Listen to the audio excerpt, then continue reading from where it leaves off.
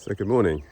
The subject I've just been thinking about today, what I'm going to talk about is the poll tax. So I've just been on Twitter putting an argument down, and you get the usual responses from people who are steeped in socialism, and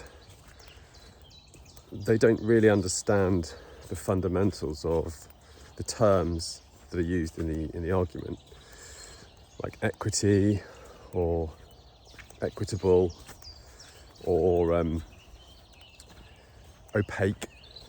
So the poll tax, for those of you who weren't around in the 1970s, Maggie Thatcher, when she was Prime Minister, she decided that an equitable way of taxing individuals is on an individual basis. And I'd heard all about these riots, these poll tax riots back in the day.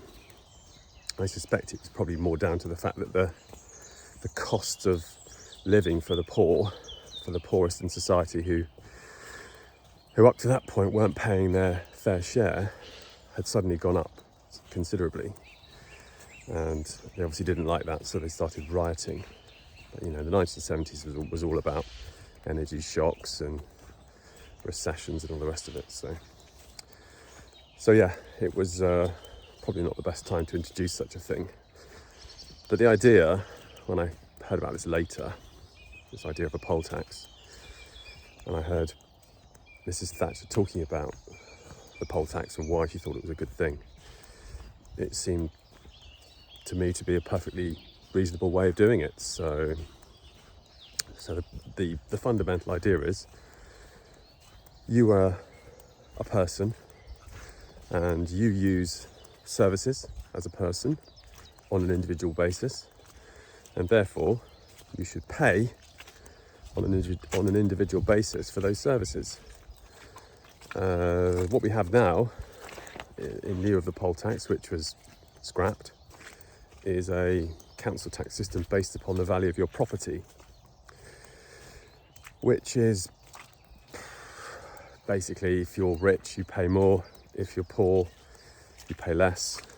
I mean, there's supposed to be this idea, isn't there, that if you have a big house, it's got more rooms and, you're going to pay more in tax, but that's not really how it's done. It's done on the value of your property in 1992, and then that's the band that it goes into, and that's the council tax you pay. But there's plenty of people living in large houses who don't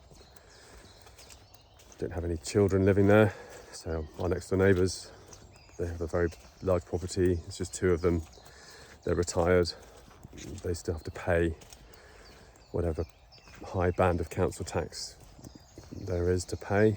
And you would argue, well, why do they have to pay more than a family of six living in a small three-bedroom house? A lot of society would say, oh yeah, well that makes sense, that's fair, because they've got this big house and they've got more money and more means to pay the council tax. But that's not the point. The point is that people should be paying for the services that they get. So I think the difficulty is so many people are brainwashed by this sort of socialist thinking, which is, it's the free lunch fallacy, as Milton Friedman would say. So this free lunch fallacy is that there is a free lunch, and if you can just get that free lunch, then you'll be good. The reality is there is no free lunch. Somebody somewhere is paying for the services. So it's either being paid for by somebody else. So in the case of council tax, somebody who's got more money or lives in a bigger house, they're paying your share of the council tax. Or there's money printing going on, bonds, government bonds, in which case it's basically borrowing from future generations. So in any case, it's not transparent. Why can't the government have a system where when they tax you, they spend the money that they tax you on the thing that they're taxing? So we've got road tax, we've got fuel tax. That money is not spent on the roads. I can guarantee that it'll be siphoned off into some other enterprise like the NHS or something. If you make it clear what people are spending their money on, the government really has nowhere to hide. It has to be efficient, or if it wants to spend more money, it has to raise the amount of money that it needs from individuals. So in the case of the poll tax, you'd very quickly have a situation where the government would have to cut its size down to suit, because the people will only stand so much expense. And they'll just say, I'm sorry, I don't feel that this is good value for money. What we have at the moment is rich people pay more. They just, begrudgingly pay it, but I suppose, they're going to go to prison if they don't. And the poor, who have come to expect a free lunch and someone else to pay their way, but probably use more of the services, the council services, than the rich people, they're subsidised. So yeah, in terms of equity, they don't have any equity. The poorer people in society don't have any equity in that system. They have no share of the responsibility in that system. And as a result, I would argue they're disenfranchised. And we want to be encouraging people to be enfranchised in society, where they feel that they are part of society, they're paying their way, they're doing their bit, rather than getting a free lunch or on the make.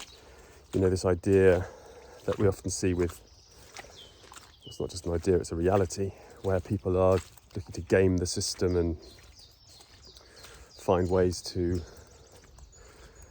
get the most out of the government handouts that they can get. It all comes from the same kind of place, this sort of socialist free lunch idea where someone else will pick up the tab.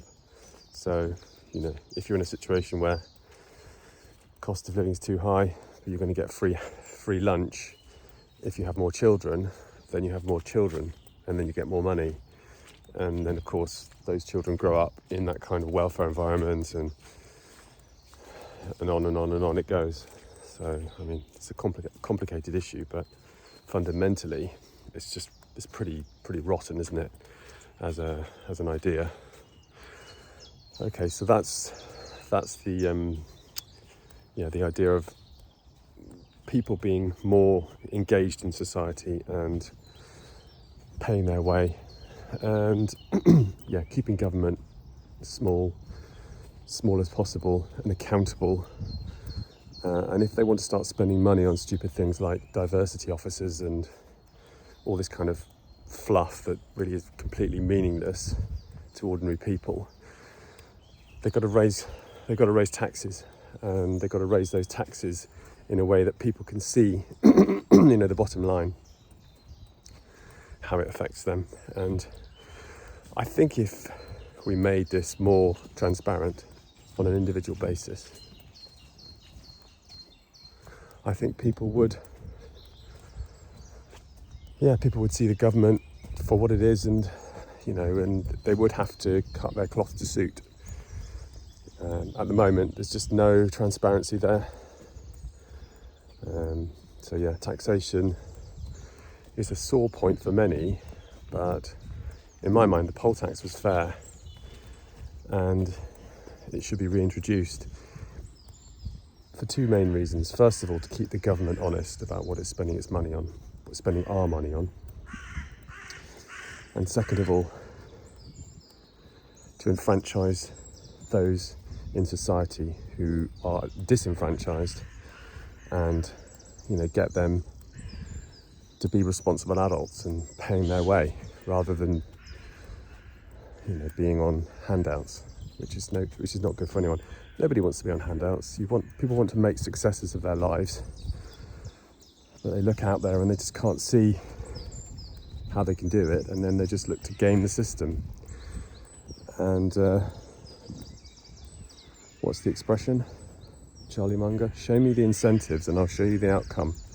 So if you set up a system of perverse incentives, you're going to get odd behaviour coming out of it, as we've just described. Anyway, bring back the poll tax.